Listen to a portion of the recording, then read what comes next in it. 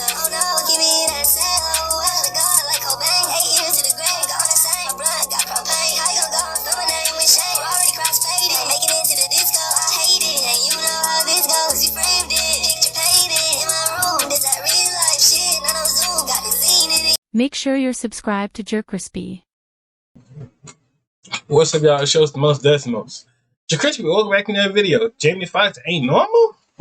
What you mean Jamie Foxx ain't normal? Jamie Foxx, that's the guy. That's one of my favorite actors, deadass. Number one on my list besides Eddie Murphy. I'm floating. So like my top list is Jamie Foxx, Will Smith. I got Will Smith, Martin Lawrence, Kevin Hart, Eddie Murphy. Oh no, Ice Cube, Chris Tucker, Eddie Murphy, and Bernie Mac, and then Kevin Hart too. Yeah, you must be happy. I'm having a good time. That's right. You know. Come on.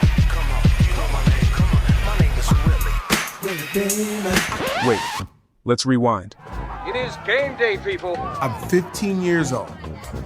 I'm on my varsity football team, and I'm having a horrible time. The first series of this big game against McKinney. Big play. The one thing I would do, I would always study my playbook, and I knew everything everybody did, but I was so nervous. So they get on the 2-yard line. All the coaches are yelling at me and whatever like that, and McKinney is about to score, and I'm playing defense. The quarterback throws a duck of a pass, and I jump in front of it and catch an interception in Texas. You would have thought I had just become president of the United States. They went absolutely crazy. So I bottled that moment up because I had never felt that way. I never felt like that. You know what? You got a really dysfunctional family. Yeah. Tell us about it. That's how it be. Like when you play football, you're nervous and sometimes, and you just like, damn, bro. Like if I'm gonna do good today, or it's like the game, this gonna be my game today. Like, it be like that though. About it, won't you? Well, I'm glad you guys think it's so funny. They put my father in jail for $25 worth of illegal substance. They put him in jail for 7 years. What they didn't understand was that father taught me everything. Taught me how to throw a football, basketball. Taught me how to play tennis. And I was like, why am I learning how to play tennis? He said, because I don't want you to be limited. So me as a young black kid in Texas, some of my childhood heroes were Vitas Gerulaitis, Ilie Nastase, Yannick Noah. When they put him in jail, however,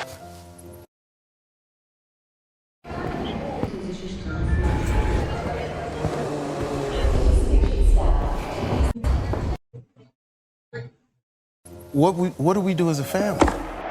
My mom was fly. She was young and fly. And, she just didn't have time, I guess, or whatever the circumstance was. I was adopted at 7 months. But I still had a chance to, I knew You know that's funny? Me and my brother joke about this. We say Jimmy Butler and Jamie Foxx is damn near brothers. And they be switching like each other roles. So like Jimmy Butler, sometimes he'll take some movies and Jamie Foxx go play some basketball games and then leave. Like that ass. Which is cool. I never back then they had the photo albums. So I was at her apartment one time. I just opened the photo album. I said, there go my mom right there with one of the Dallas Cowboys. And I flipped it. Oh, there she is with one of the Mavericks. So I was like, wait a minute. What's my, she was fly. And where does Estelle Marie Talley fit in this? My mother was adopted by this lady. And then afterwards, when my mother had me, the lady adopted me also. Now, I knew my mother was my mother, but legally, since she was adopted by the same person, my mother's my sister. But she started me out as a young black kid in Texas, 12,000 people in Terrell, Texas. Population 12,000. The newspaper is 12 pages. The railroad tracks separates the black from the white. She said, Boy, get up here. you're gonna go back and forth, and you're gonna be able to be respected on both sides of the track, and people are gonna like to be around you. I'm gonna teach you some things about how to be a young gentleman, a Southern gentleman. And now, ladies and gentlemen, here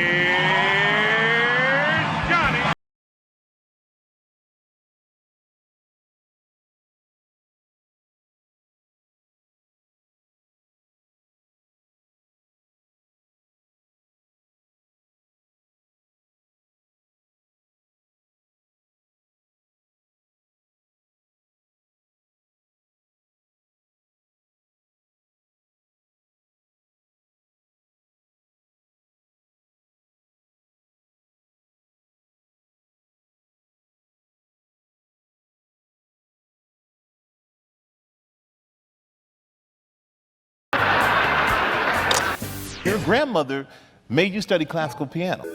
My adopted brother played the piano. Okay. And I would see him play, and girls would just go crazy when he played. I said, hey, I'm doing that, whatever he's doing. And my grandmother said, yeah, you know, you got to learn classical piano, though. You know, so I was like, why? She said, because it's going to take you across the tracks. Growing up in Texas, it was tough. I was called all types of different names, and I'll never forget I played the piano for this Christmas, for Christmas for this guy at his house, this big, you know, rich white guy. And I go to play, and he said he can't have two black individuals in his house at the same time. And he used the N-word, and it was because me and my friend, we showed up at the same time. And then the lady of the house says, I apologize for what's going on here. Could you sing us something or something? I said, cool. I'm all alone. Wait, he was on the piano. He was like, fuck you. Oh, fuck you, fuck you, fuck you, fuck you.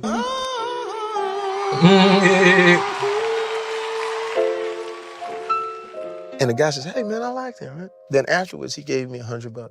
And that night, I said, listen, I gotta get out. I gotta get out of this place because I'm too smart for what's going on right now. And either I'm gonna hurt somebody or someone's gonna hurt me. And when did you leave Terrell? I left Terrell in '86. I was 18 years old, left Terrell. You got a scholarship. Yeah, I went to college on a classical piano scholarship. Got a scholarship to United States International University, and it was 81 different countries that were represented at that school. And that was mind-blowing because I came from a town where it was just black, whites, and Mexicans, and now here I am, people from Argentina, child prodigies from Japan, and we were all connected in music. Sheesh. Not only the only black kid, but the only American. So it was a little tough for me.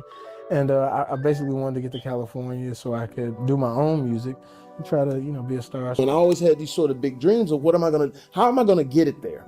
How am I gonna get to LA? And I had no idea how to get there, but my grandmother, for whatever reason, had this thing going on inside her saying, that big head boy gonna be something one day. That's why I went up to LA, and that's how I kind of got into the comedy and everything like that. I dropped out of the music school because I wasn't doing well at all, but I couldn't tell my parents. Did you always want to be a comedian? I didn't even know I wanted to be a comedian. So when I got up there, and I went by this club, and there was a lot of people in there, but I didn't hear any music, and I was like, well, what is it? It was a comedy club, and somebody dared me to go on stage. We had a couple of drinks or whatever, and I went on stage as Bill. I went on stage as Cosby, like, you know, I'm drunk and I've been drinking and this, that, and the other. And I hadn't had a lot of experience as a comedian, but I've had experience of being on stage in front of people. When I saw that's like how everybody show though. Like some people come to like different ways of community or comedy and all that other stuff. Like it's very interesting how people do their stuff. Like no key. I'm not even gonna hold you.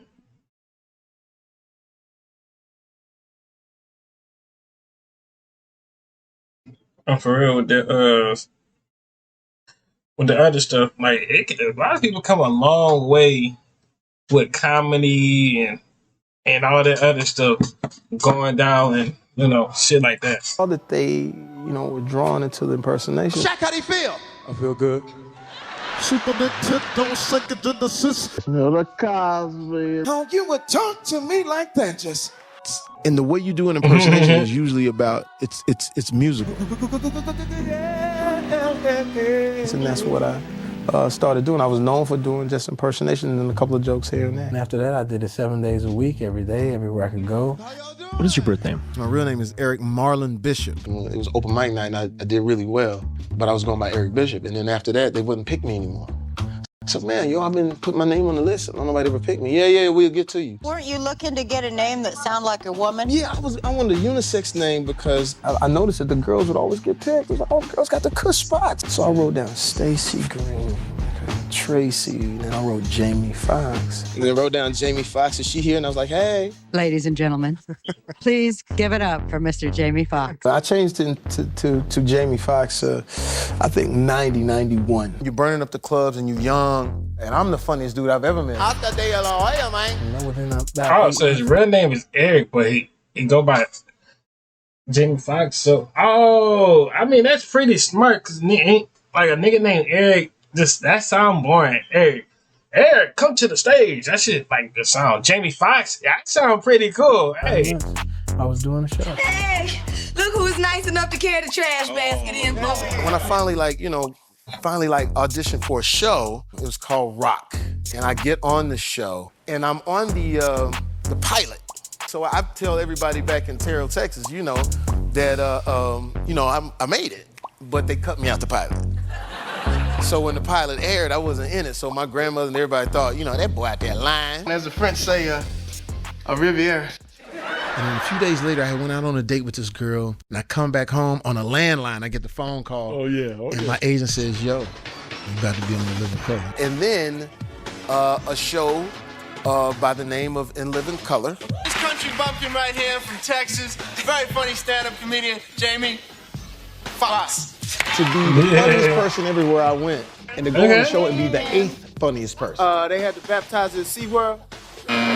You were not allowed to come in and be half-assed. Jim Carrey, Wayans, David Allen Greer. This country bumpkin right here from Texas. When I got on Living Color, I wasn't considered like, the in crowd or whatever. I did this character called Wanda, where I said, I'll rock your word.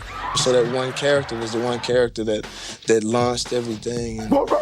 I like that ugly lady you do. I didn't know if people really even knew. Jamie Foxx. I would go to 7-Eleven and just stand and try to see if people noticed me. Thank you. Good night.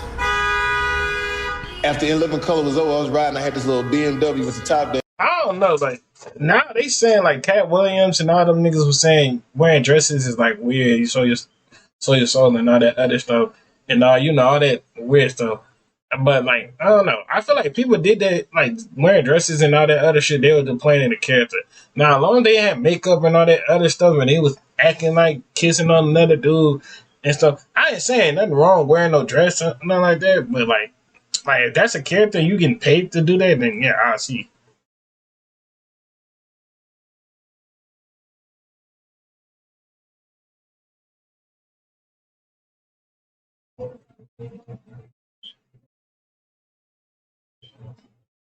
Anyways, you doing it.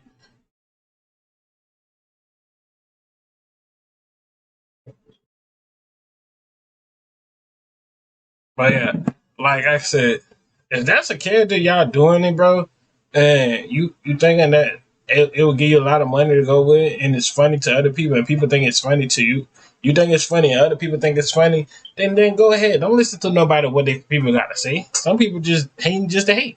Yeah. And I'm riding down the street like on Sunset or something, and I hear somebody say, "That shit over, mother." I had ran out of money, and Living Color was over. I had moved to Vegas, bro, because I ran out of money. And then this network called the WB was starting a network, and so I went in and met with them and said I got this idea. There was this English television show called Faulty Tower. I saw that hotel show. I said, "Hey man, I want to do a show like that." Now you got your own show. Finally, the show come out, though. Bro, it did Seinfeld numbers. It's time to ask more of our browser. Hey, Copilot, adjust all these recipes for 7 guests and combine them into one cooking schedule. Also, I'm out of milk. Here's a cooking schedule scaled for 7 guests and also milk-free. Freedom. Early Black Friday deals are under your hood at Pep Boys. Save up to $120 with free installation on Kumho tires. And get an oil change, 2 wiper blades, and tire rotation for $110 with the Manager Special. Pep Boys, we keep you moving. As I was a young whippersnapper coming up in this business, I get a job with Robin Williams. I watched Robin Williams do one line 12 times. Each time was amazing. And it taught me, so whenever I get my chance to really go, I'm gonna make sure that I push everything to the limit. Everybody leave the dressing room, please. This movie is vulgar. It's in bad taste. I think I got a pickle stuck in my... But it's funny. Shut up. The news about the Jamie Foxx show moving to Thursday nights on the WB. Oh yeah, that news. What? I was doing the Jamie Foxx show, and they were getting ready to cancel us before 100 episodes. And then Any Given Sunday came up, I'm going to read for Oliver Stone. And I went in to audition for actually LL Cool J's part. Just does what he likes. And when I read for Oliver Stone, he says, well, you're just no good. The casting lady said, why don't you come back and read for something else? Yeah, he could. And I went to shake his hand. He didn't even look up. And as I walked away, Oliver Stone says this, so I could hear it as he's writing something down. And he said, Jamie Foxx, slave to television. I actually get a call back. You got the part.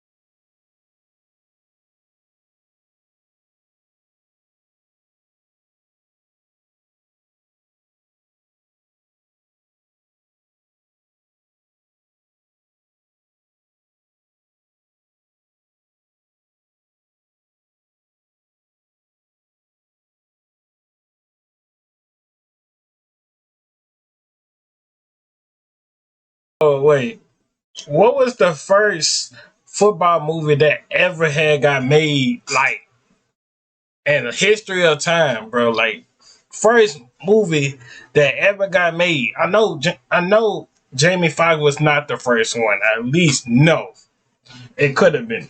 And I know Remember the Titan was not the first one or radio. It had to be some way back in the day. You know, we'll make it with. I got the song. My name is Willie Beamer. I keep the ladies creaming for my semen. He comes back, you know what, I like that idea. Because Deion Sanders had did a video. Steaming Willie Beamer. So when you go to waive me, trade me, injury reserve me, or whatever the y'all do, I'll be worth 10 times what I was worth before I got you. Did you get into like a fist fight with LL Cool J? Everybody was so crazy on that movie, man. It was a fight every day. I mean, that's an experience no school can teach you. Nobody can teach you. I have so many different things. So many things to offer. And like right now, I'm just at the ground level. I got a chance to do another movie, Muhammad Ali's story. Will Smith. Oh yeah, well Will Smith. Yeah, I liked that. Shave the head, gain the weight, learn the speech. Muhammad Ali is a proper. I like Jamie Foxx as Bundini Brown. Now I can give up part, but them white women. I would always throw parties for like musical guys. I would throw parties for music people so I could get in the music business. I couldn't get in the music business because everybody laughed. I was Wanda from In Living Color. So I threw a party for Puff. And I'll never forget, he got mad at me a little bit because I would follow him and I would actually follow him with a camera. So I'm having another party and all of a sudden this kid walks in with a backpack on. I said, Kanye! And I fall down. Oh, when it all falls down. And it all falls down. Oh, wait. Or what that song? What's that song was? She ain't no gold digger, but she something like that. Who's that? Oh, she gave me money when I need. Yeah, she ain't no gold digger. You know, I don't know how that go. Oh, that's that new dude Kanye. I said, yo, he about to be the next guy. And then he says, listen, I got a song for you. I said, what? So we go in the back of my studio. He plays a song, and he says, this is how it goes. She says she wants some Marvin Gaye. Luther Vandross, a little Anita, but definitely set this party alright. So I leave and go do a bad movie. I come back, and my boy's like, remember that song you fronted on with Kanye? Yeah. It's #1 in the country. That's my passion. I just did another joke that didn't go over. After that, you get a chance to come back with Collateral. The revelation in Collateral is Jamie Foxx, who's now, I think, on the A-list. I mean, I liked him in Booty Call, but here he graduates to the kinds of roles we usually associate with Denzel Washington or Morgan Freeman. Jamie, you're off and running. People must be treating you totally different now. And she said, because listen, if you can play the piano, you can go anywhere. I play. Oh, boy, hey, Mama or Grandma, I wasn't paying attention. I think Mama or something like that. W Mama, like real talk, teaching him how to play because he did play the Stevie Wonder. Yeah. For the church. And then you can go play for wine and cheese parties. Make you some good money, boy. My first meeting with Jamie, I said, this is a big undertaking. I've seen your acting. I think that, you have great potential. The director said, I only got one problem. I said, what's that? Ray Charles is also a brilliant pianist. Oh, Ray Charles. If I shoot you, I have to shoot you up here and then find someone else who knows how to play and shoot your hands. I said, you're in luck, buddy. You had to meet Ray before you got the job. Mm-hmm. Ray, in every aspect of his life, he was involved with everything. Every aspect of the music, every aspect of his business. So in meeting him, it was pins and needles, and then he said, all right, well, let's play some blues. And so we went straight to the music. And we sat down on the piano, we played the blues. And what was interesting, he was the older Ray Charles. So I said, how do I get the young Ray Charles? And then here comes the grandmother, the piano tracks. Well, this will make you shout, man. And he said, that's what life is, taking your time to hit the right note. But this isn't just an impersonation. You really nailed it. I feel groovy, baby. You just nailed it. Jamie Foxx gets that just perfect. Yeah! I think the boy got it. What would you say is the most important thing your grandmother taught you? Grandma. Some decent values, some decent morals, so when I got to this town, I wouldn't unravel too much. The nominees for Best Performance by an Actor in a Leading Role are Jamie Foxx and Ray. Hey! It's 3 in the morning. Rion calls me like 3 in the morning. You gotta get down to the studio. Kanye got a missile. I walk in, and you hear thunk, thunk, thunk, thunk, thunk. He said, Fox, go get in the booth. So for about an hour, we hang in the booth, and finally we get, she take my money. But I had to learn another lesson, and that lesson was how to act when things were going my way. When we were nominated for the Oscars, I was wilding out a little bit. I was acting a fool. And my publicist says, you're gonna blow it. I'm having such a good time, and I'm not knowing I'm fucking up. I mean, it's keeping a good profile, but y'all gotta realize that, bro. A lot of people didn't come from a lot of places from like dead serious. So like, of course, everybody gonna shout and go crazy and do this and yeah, turned up, man. It's like, bro, you come a long way, and people just don't get that. You came a long way with this, and like you just got it from the start like that. You came in from a long way. And then I get a call, and on the other end of the phone says, "Hi, Jamie Foxx. Who's this? This is Oprah. You're blowing it, Jamie Foxx." And she literally said, listen, I want to talk to you because I think you could win this thing, but you're not going to win it the way you're acting. So she says, I want to take you somewhere so you can understand the significance of what your Oscar will do. So she takes me to Quincy Jones's house. And so I go to his house, and it's all of the black actors from the 60s and the 70s that I grew up watching. A previous condition of servitude, a badge of inferiority, and I refuse to have it in my organization. And then Oprah goes, okay, you want to see who you came here to meet? I said, who? He's right there. And it was Sidney Poitier. For too many years, Sidney Poitier has been the token black star of an all-white film industry. And when I walked up to Mr. Poitier, he says, I want to give you one thing. I want to give you responsibility. I said, whatever I need to do, Mr. Poitier, I'll do it. 5 tremendously talented actors were nominated by their peers for their stunning performances in supporting roles. Jamie Foxx in Collateral. He's the 10th person to be nominated in both acting categories in the same year. 2 Oscar nominations in 1 year. I would like to offer you a discount. First African American ever to do that. I was going to joke it away. I didn't know if we really had a chance to win the Oscar. You got an opportunity to do something great, walk into the history books. We never would have thought this would happen. And after that night, I got myself together. My little daughter came with me to the Oscars. Up for 2 roles in Collateral and Ray, Mr. Jamie Foxx and his lovely daughter, Corinne. And the Oscar goes to... Where we did Ray Charles, and that was an opportunity to play the piano, to do an impersonation. It's a pretty damn good deal. To be funny, a hard gift to be. And all these things is what my grandmother championed. So when we embarked upon that film, I was like, oh man. Jamie Foxx and Ray. Granny was right. This is taking me on the other side of the tracks. My grandmother's name. Hey, W grandma, that nigga. W as grandma. She knew that his future was gonna be bright. Estelle Marie Talling. And she's not here tonight. but she was my first acting teacher. She told me, stand up straight, put your shoulders back, act like you got some sense. And she still talks to me now. Only now she talks to me in my dreams. And I can't wait to go to sleep tonight because we got a lot to talk about. I love you. And where else can we go? What else can we do? You're never going to top Ray. You're never going to do anything like Ray. You may never have that type of year again. There's so many things that you're so talented in so many areas. I mean, was that the first choice? Music was my first thing. I remember viewing Hollywood from where I sat in Texas or in San Diego.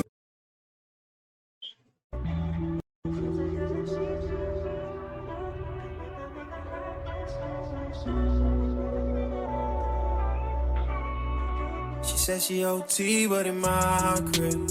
Like flashy, but it's private. You ain't got to front, it's all mine. Gotta see that in real time. She moving low key, it's hard to hide.